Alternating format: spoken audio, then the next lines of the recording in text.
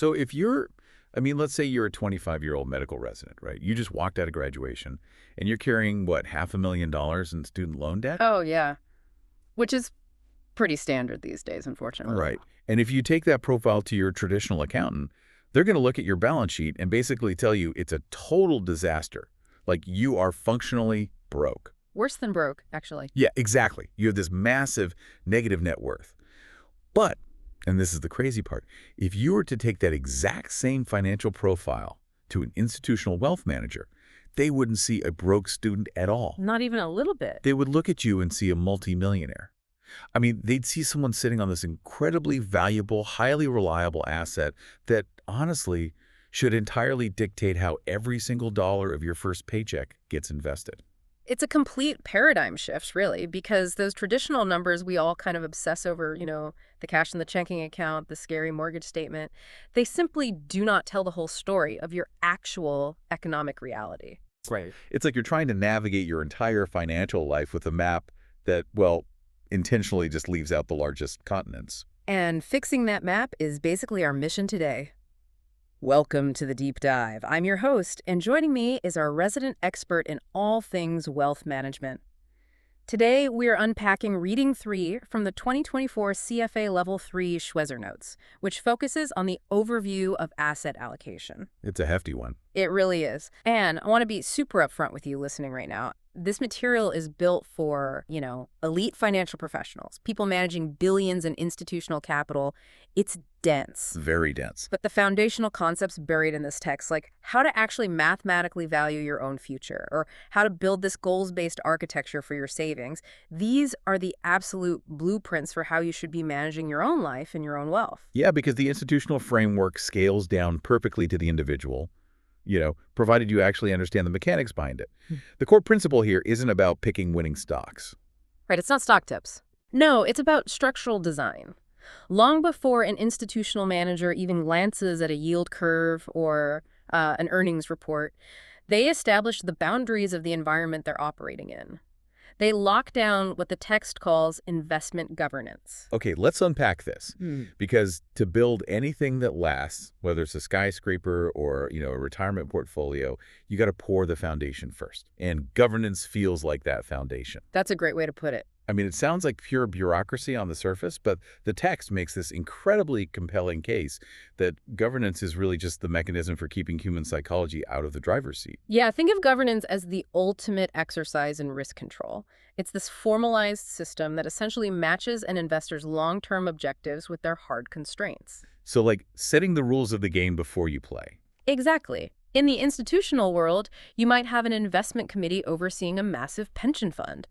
The governance framework legally dictates who is actually allowed to make decisions, what data they have to base those decisions on, and how their execution is overseen. It forces discipline. Which you need when things go south. Oh, absolutely. When the market drops 20% in a single month and your lizard brain is screaming to liquidate everything into cash, the governance framework stands in the way and just demands that the pre-established process be followed. It's like building a house. You can't just run to the hardware store and start buying random gallons of paint for the living room. Which is basically day trading tech stocks, right? Exactly. Okay. You can't do that before you have the architectural blueprints and the proper building permits. So the governance model is that blueprint. It forces you to establish the investment policy statement, the IPS, allocating rights and responsibilities before a single dollar is actually deployed into the market. That architectural blueprint analogy holds up really well, especially when we get to the oversight phase. Because once the structure is built, you kind of need to know if it's actually withstanding the elements, right? Right. Is the roof leaking? Yeah. And the text places heavy emphasis on the reporting framework within governance. A robust governance model is essentially blind without a continuous reporting loop to monitor the investment program's progress against those original blueprints. So I was reading through the mechanics of that reporting framework, and it notes that stakeholders use it to evaluate performance and, check compliance. But it made me wonder about the actual intent. How so? Well, is an institutional reporting framework designed mostly as this defensive mechanism to figure out who to fire when a portfolio underperforms? Or is it an active, dynamic navigation tool for the committee? This raises an important question, right? How do we actually quantify success in a complex system? Because if you don't have a mathematically rigorous way to measure success, reporting just devolves into hindsight bias. Oh, for sure. Everyone's a genius in a bull market. Exactly. So, to function as an active navigation tool, the framework requires incredibly precise benchmarking. It's not enough to simply look at the absolute return. You have to evaluate the performance of your investment managers against a relevant, predetermined standard that actually reflects the specific risks they were authorized to take. Okay, so if I'm an analyst and I return 8% for the year, I might think I'm an absolute genius. Naturally. But if the specific benchmark for my asset class, let's say emerging market equities, was up 14%, my active management actually destroyed value. Like, I took on the risk, but I failed to capture the beta of the market. And that is exactly what the reporting framework is designed to catch. It isolates what we call tracking error. Tracking error, right. Yeah, management reporting dissects the portfolio to determine which specific sleeves are generating alpha and which are just lagging, adjusting for the risk taken. It forces a regular, totally objective audit of the program's strengths and weaknesses. It keeps everyone honest. It really does. And furthermore, the curriculum stresses that this entire governance policy isn't just a set it and forget it document. It requires periodic review by an independent third party to ensure the governance structure itself hasn't become obsolete. Because the market changes. Right, due to shifting market dynamics or, changing liability structures. All right, so we've poured the concrete, we have our governance rules, we know who is accountable, and we have a rigorous way to measure their tracking error against a benchmark. But that pushes us toward this massive conceptual leap. The balance sheet. Yes, because once the rules are set, what fundamentally are we actually managing? If we return to our medical resident from the beginning, the traditional accounting balance sheet says we are managing a negative net worth. A huge hole. Yeah. But the text introduces this concept of the economic balance sheet, which completely, and I mean completely, rewrites how we calculate wealth. The economic balance sheet is arguably the most vital concept in comprehensive wealth management. I really believe that. Traditional accounting is just so rigid. It only recognizes highly visible, easily quantifiable financial assets and financial liabilities. The stuff on paper. Right. You list your brokerage accounts, your real estate, your cash.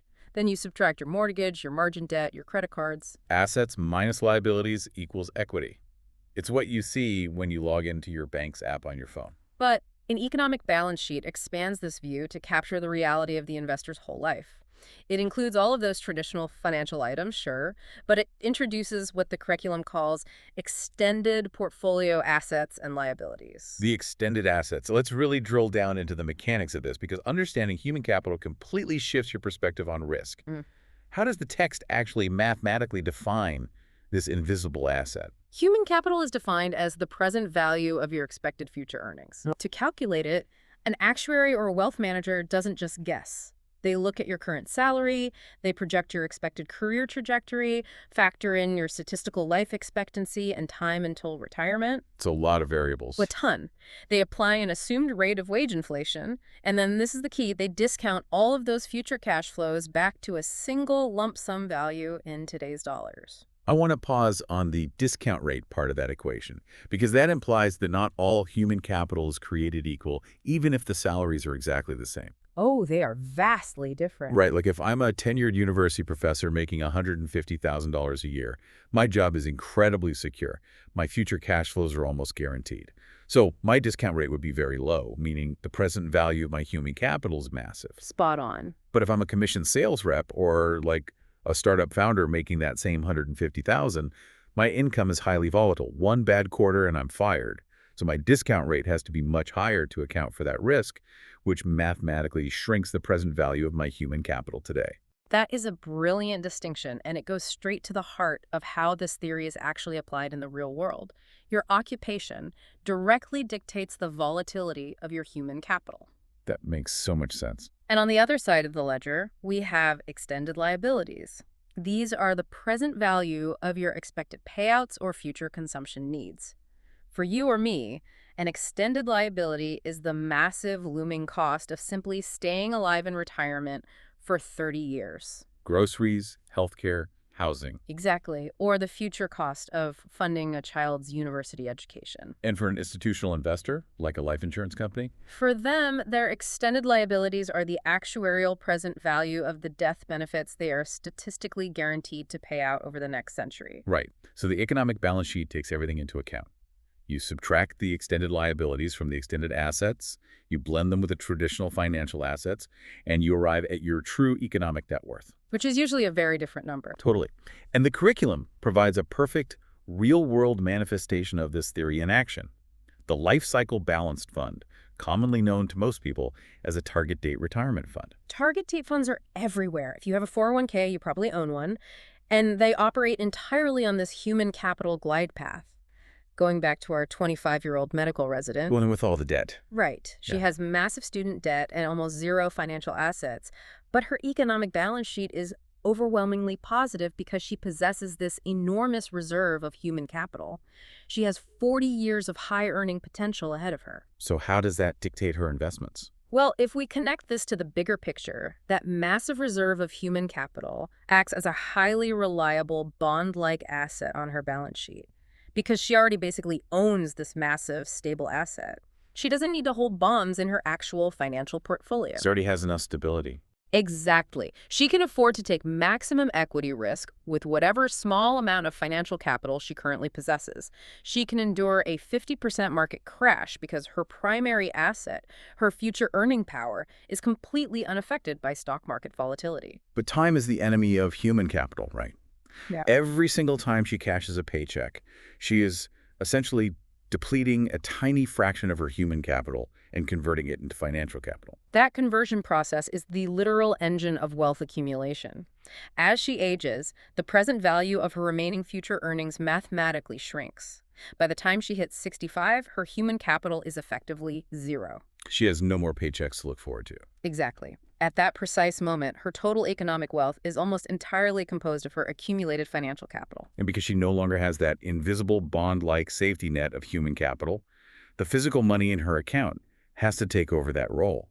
Her financial portfolio must become dramatically more conservative to protect against sequence of returns risk. Which is exactly why a target date fund automatically shifts its allocation from aggressive equities to conservative fixed income as the target year approaches. It is seamlessly swapping financial risk for the depleting human capital risk. It's a beautiful mechanism when you actually see the math behind it. But, okay, once we understand the true scope of our assets and liabilities, how do we actually go about allocating the capital? We have the governance blueprint, we have the economic balance sheet, but what is our philosophical approach to the market? There are a few ways to look at it. Yeah, the text outlines 3 distinct pillars of asset allocation: asset only, liability relative, and goals-based. And these aren't just different strategies, they are entirely different languages for defining what risk even means. They absolutely are. Let's start with the most traditional framework, the asset-only approach. Just as the name implies, this philosophy focuses exclusively on the asset side of the ledger. Just make the pile any bigger. Pretty much. The objective is purely mathematical. Maximize the expected return for a given level of risk, or minimize the risk for a target level of return. This is the realm of Harry Markowitz and modern portfolio theory. And when you say risk in the asset-only world, you're talking about standard deviation. You're talking about volatility. Yes. In an asset-only framework, the relevant risk measure is the standard deviation of portfolio returns. You are looking at the variance and covariance of different asset classes, attempting to build a portfolio that sits perfectly on the efficient frontier. You just want a smooth ride. You are trying to smooth out the ride, optimizing the Sharpe ratio without any explicit regard for what the money will actually be used for down the line. Which brings us to the second pillar, liability relative allocation. This completely upends the asset-only mindset, because suddenly the assets aren't the main character anymore. The liabilities dictate everything. The liability relative approach is the bedrock of institutional finance, particularly for defined benefit pension plans or, insurance companies. Their mandate isn't just to make a pool of money grow as large as possible. Right, they have promises to keep. Exactly. Their mandate is to ensure that the plan assets are structurally matched to meet current and future liabilities. If a pension fund has promised to pay 10,000 retirees $5,000 a month for the next 30 years, That is a hard mathematical liability. So the definition of risk has to change. It's no longer just about the stock market bouncing around. In a liability relative framework, risk is redefined as the failure to pay obligations when they come due. Therefore, the metric we really care about is the standard deviation of the surplus. The surplus being the net difference between the assets and the liabilities at any given moment. Exactly. You are managing the volatility of the gap itself. Consider a scenario where interest rates drop sharply. In an asset-only world, your bond portfolio spikes in value, which looks like a massive win. Everyone's high-fiving. Right. But in a liability relative world, dropping interest rates means the present value of your future liabilities also skyrockets. If your liabilities increase faster than your assets, your surplus shrinks. You could have a year with double-digit positive returns on your assets, but still be in a significantly worse financial position relative to your liabilities. So what's the goal then? The goal of liability-driven investing, or LDI, is to immunize the portfolio by matching the duration and convexity of the assets to the liabilities, so they move in perfect lockstep, keeping the surplus stable regardless of market shocks. That makes perfect sense for an institution. Like an insurance actuary can use the law of large numbers to predict liability payouts with astonishing precision. But human beings don't operate on actuarial tables. Not at all. Our lives are chaotic. We get divorced, we change careers, we decide to buy a boat on a whim. Trying to strictly match durations to an individual's life seems basically impossible, which leads to the third pillar: goals-based asset allocation. The goals-based approach is essentially the wealth management industry's acknowledgement of behavioral finance. Instead of treating an individual's net worth as one giant optimized pool of capital, or trying to artificially peg it to unpredictable liabilities, this approach segments the wealth into distinct subportfolios. So you're carving it up. Yeah, each subportfolio is dedicated to a highly specific lifestyle or aspirational objective. Mental accounting, basically. You might build one ultra-conservative subportfolio entirely in treasury bonds just to guarantee your baseline living expenses in retirement. Like, that money is sacred. You don't touch it. Right. Then you build a second moderate subportfolio designed to fund a vacation home in 10 years, and maybe a third highly aggressive subportfolio in venture capital or emerging markets, which is specifically earmarked as a legacy for your grandchildren. And notice how the definition of risk shifts yet again here. In a goals-based approach, risk is not standard deviation of returns, and it is not the volatility of a surplus. Risk is defined purely as the statistical probability of failing to achieve the stated financial goal. So if we look at all three, it's like different styles of driving, right? Okay, I like analogies. Asset only is like taking a high-performance sports car onto a track. You are just trying to maximize speed while managing the volatility of the curve so you don't spin out. Sure. Liability relative is like driving a reinforced armored transport vehicle. Your only metric of success is ensuring the cargo arrives precisely at 5:00 p.m., no matter how slow you have to drive to guarantee it. And goals-based. Goals-based is like planning a series of distinct road trips for your family. You take the reliable minivan for the cross-country haul, but maybe you rent a convertible for the weekend getaway up the coast. I really like the way you categorize that. It highlights why individual wealth management has migrated so heavily toward the goals-based model. It solves the behavioral problem. Because it stops the panic. Exactly. When a client sees their aggregate portfolio drop by 20%, they panic. But if they see that their basic living expenses subportfolio is completely unaffected because it was duration matched in treasuries and only their legacy subportfolio took a hit, they are much less likely to abandon their long-term strategy. It totally compartmentalizes the emotional impact of market volatility. Okay, so we understand our assets, our liabilities, and our philosophical approach. Now we have to actually buy things. We need building blocks to construct these portfolios.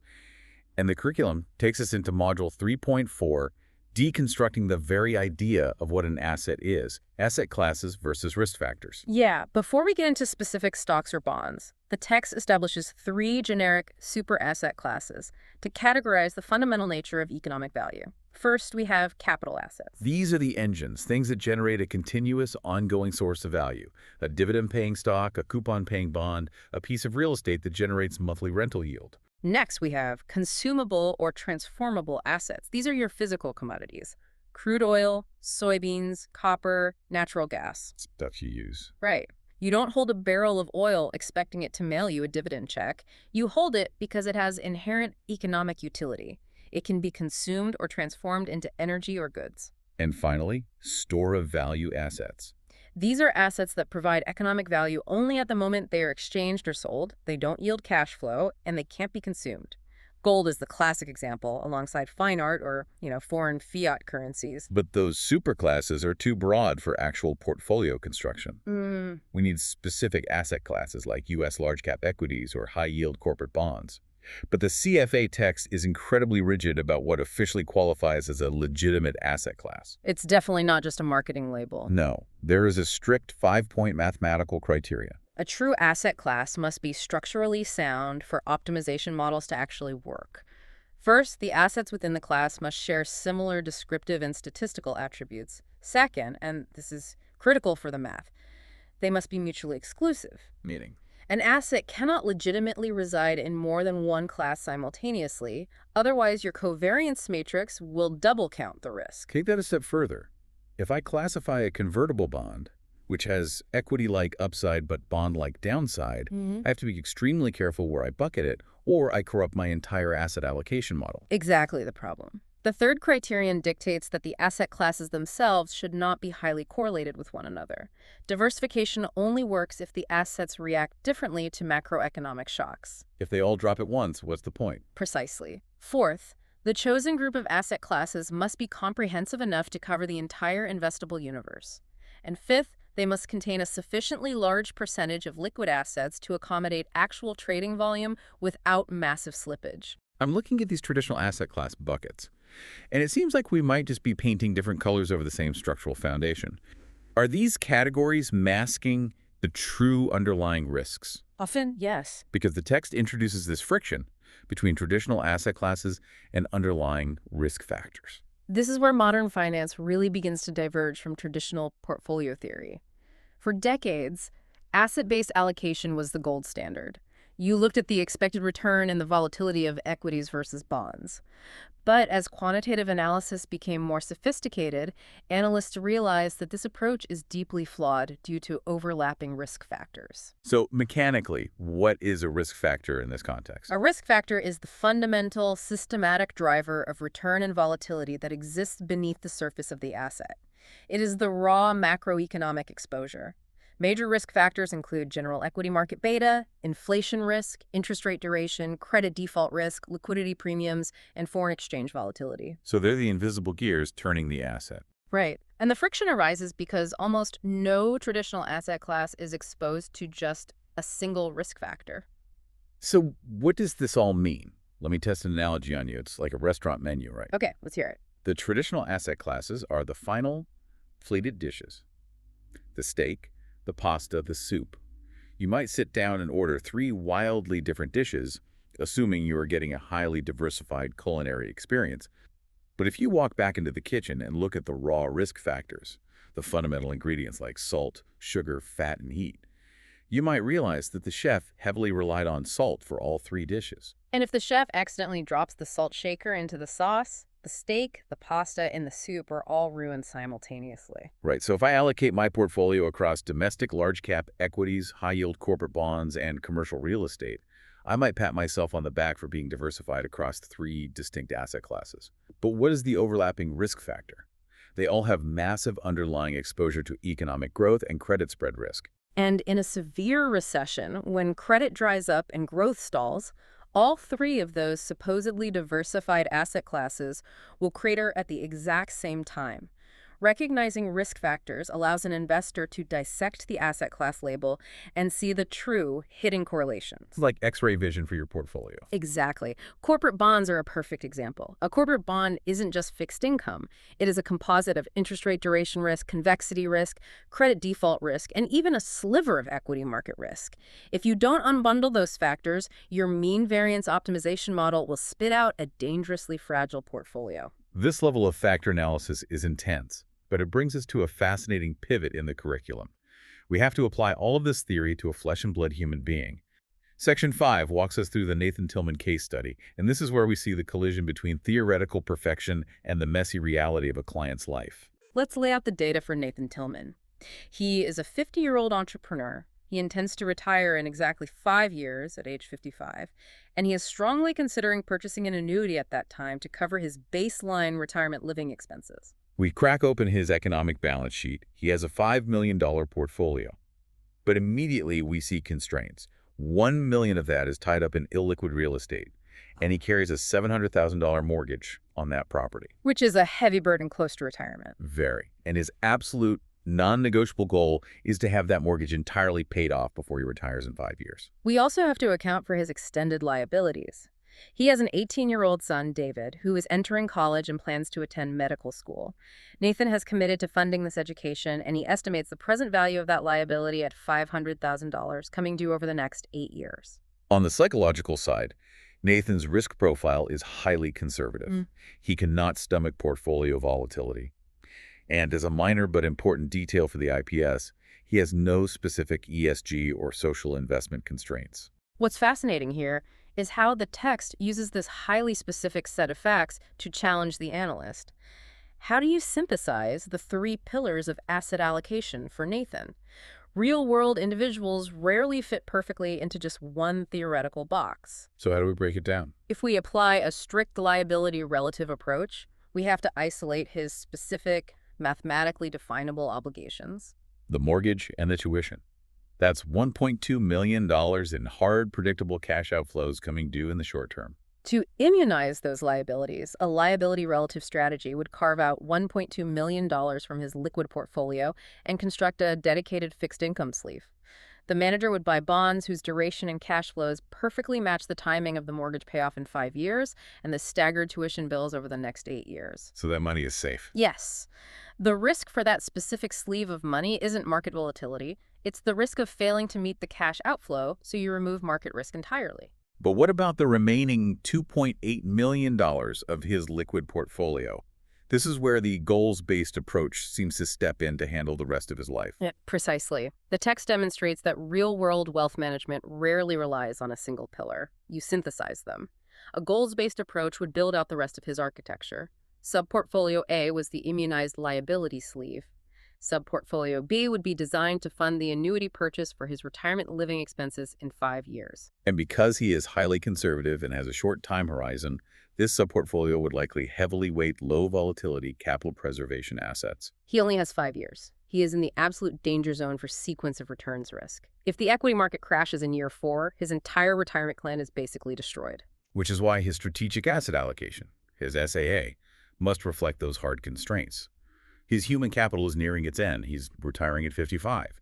His financial capital must carry the load, and he has explicitly stated a low tolerance for volatility. The optimization models must prioritize minimizing standard deviation and hedging his short-term liabilities over maximizing total return. Exactly. Okay, assuming the models are run, and we know exactly what asset classes Nathan needs to achieve his goals, how do we actually go into the market and build it? Because Section 6 transitions us into implementation. And it starts with a concept that feels like it belongs in a physics textbook rather than a finance manual: the global market portfolio. The global market portfolio is the ultimate theoretical anchor for all of modern portfolio theory. It is the baseline against which all active implementation choices are measured. By mathematical definition, the global market portfolio contains every single available risky asset in the entire world, held in exact proportional weight to their total market capitalizations. Every share of Apple, every Japanese government bond, every commercial high-rise in London, every ounce of gold. All of it. And the reason it serves as the theoretical baseline is because of the capital asset pricing model, the CAPM. If you hold the entire market in proportion to its value, you have mathematically eliminated 100% of idiosyncratic or diversifiable risks. So you're just left with the market itself. You are exposed only to systemic risk, the risk of the global economy itself. On a graph plotting risk against expected return, the global market portfolio sits exactly at the tangency point on the efficient frontier. It generates the highest possible return per unit of risk. Here's where it gets really interesting. Well, because the global market portfolio is a ghost, right? It's perfect on a professor's chalkboard, but it is practically impossible to execute in reality. You can't just click a button, buy a proportional slice of a private equity fund in Mumbai and a sovereign bond in Brazil simultaneously without catastrophic friction and transaction costs. Which brings us to the reality of practical implementation. Because investors cannot buy the true global market portfolio, they must use proxies. A manager will construct a highly diversified global portfolio using exchange-traded funds or institutional index funds that track the major equity and fixed income benchmarks as closely as possible. This sets up the ultimate debate in implementation: passive versus active management. If I accept the premise that markets are generally efficient and the global market portfolio is the optimal tangency point, I should just buy cheap, passive index proxies, keep my tracking error as close to zero as possible, and harvest the market beta. But if you believe that markets exhibit pockets of inefficiency or that you possess superior analytical skill, you will choose an active implementation strategy. And the text requires us to distinguish carefully between strategic asset allocation, the SAA, and tactical asset allocation, the TAA. We know the SAA is the long-term policy portfolio. It's the target weights defined in the governance documents. If my SAA says I should be 60% equities and 40% bonds, that is my structural baseline. So how does TA manipulate that?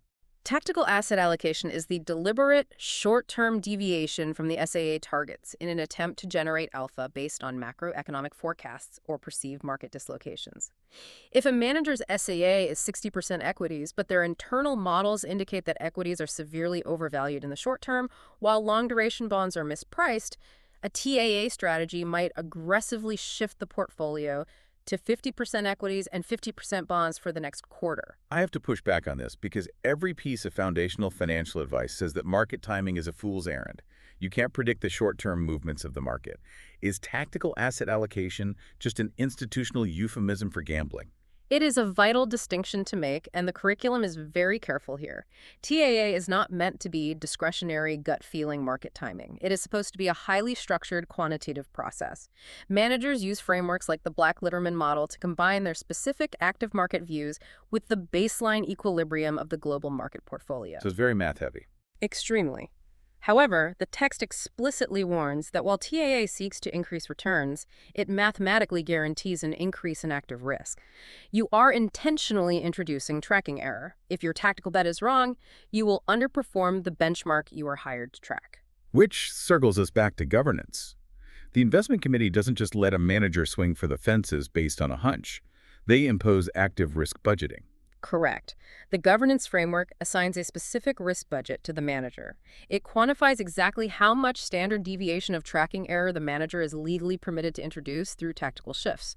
You might give an equity manager a risk budget of 3%, meaning they can deviate from the index enough to potentially generate alpha, but not so much that they blow up the entire institutional SAA if their macro forecast is completely wrong. So the portfolio is built. The passive proxies are in place, the active risk budgets are assigned, and the tactical tilts are executed. But the financial markets are kinetic. They never stop moving. If I set a perfectly optimized 60-40 portfolio on January 1st, by December 31st, it might have mutated into a 70-30 portfolio just because stocks went on a tear and bonds suffered a drawdown. I am suddenly taking on significantly more equity risk than my IPS allows. And that drift is why Section 7 detailing rebalancing methodologies is the critical final component of the asset allocation process. Rebalancing is the mechanical discipline of forcing the portfolio back to its strategic target weights. The curriculum details two primary philosophies for staying on track: calendar rebalancing and corridor-based rebalancing. Calendar rebalancing feels almost too simplistic, honestly. It is entirely time-dependent. The governance policy might state that the portfolio will be rebalanced back to target weights on the last trading day of every quarter, regardless of market conditions or how far the assets have drifted. The advantage there is administrative efficiency. Right, you don't need a team monitoring the portfolio every single hour. But the flaw seems obvious. What if the market crashes in February? Your portfolio was wildly out of balance, exposing you to massive unintended risks, and you're just sitting on your hands waiting for the end of March to fix it. That specific vulnerability is exactly why most sophisticated institutional investors utilize percentage range or corridor-based rebalancing. In this system, time is irrelevant. You establish a target weight, say 50% for domestic equities, and then you draw a mathematical corridor or tolerance band around it, perhaps plus or minus 5%.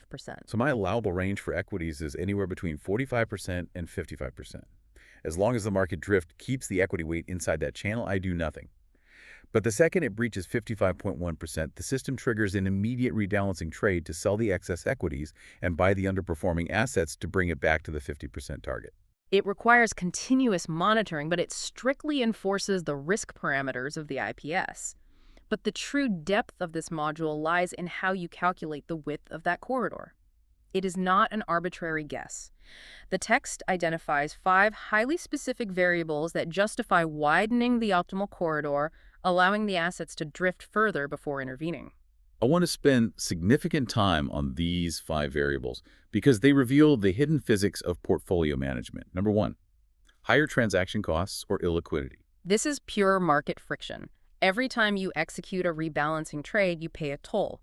You cross the bid-ask spread, you pay broker commissions, and in illiquid markets like emerging markets, small caps, or real estate, that friction can be massive. Right, because every trade costs money. Exactly. If it costs you 2% just to execute the trade, you cannot afford a narrow corridor that forces you to trade every week. You mathematically must widen the corridor, allowing the asset to drift further to ensure the benefit of rebalancing outweighs the deadweight cost of the transaction. Makes total sense. Variable number 2 for a wider corridor. Increased investor risk tolerance. If the investor or the institution has a massive surplus and a very high capacity for volatility, they don't need a suffocatingly tight leash on the asset weights. If a 60-40 portfolio drifts to 65-35, a highly risk-tolerant investor isn't going to panic, so you widen the corridor to reduce unnecessary trading. Now, variable number 3 is the one that really challenges intuition. The text states that higher correlations among asset classes actually demand a wider corridor. Think about that for a second. If 2 asset classes are highly correlated, it means they move in the same direction at the same time. You would think that means you need tighter control, but it's the exact opposite. Why? It comes down to the math of relative weighting. If asset A and asset B have a correlation approaching 1.0, they are rising and falling in tandem. If the whole market goes up 10%, both assets go up 10%. Because their values increase proportionally, their relative percentage weights inside the portfolio haven't actually changed. Oh, the suspension bridge analogy. It's like a massive suspension bridge swaying in a hurricane. Because all the steel cables are tethered together and highly correlated, the entire structure sways in unison. The relative distance between the cables remains constant, so the bridge doesn't tear itself apart. You only need to intervene and rebalance when the assets are highly uncorrelated, when one asset zigs violently while the other zags, completely shattering their target weights. That is a perfect visualization of covariance in action. Variable number 4 for widening the corridor is a stated belief in momentum. Momentum as an acknowledged market anomaly. You got to let winners run. Yes.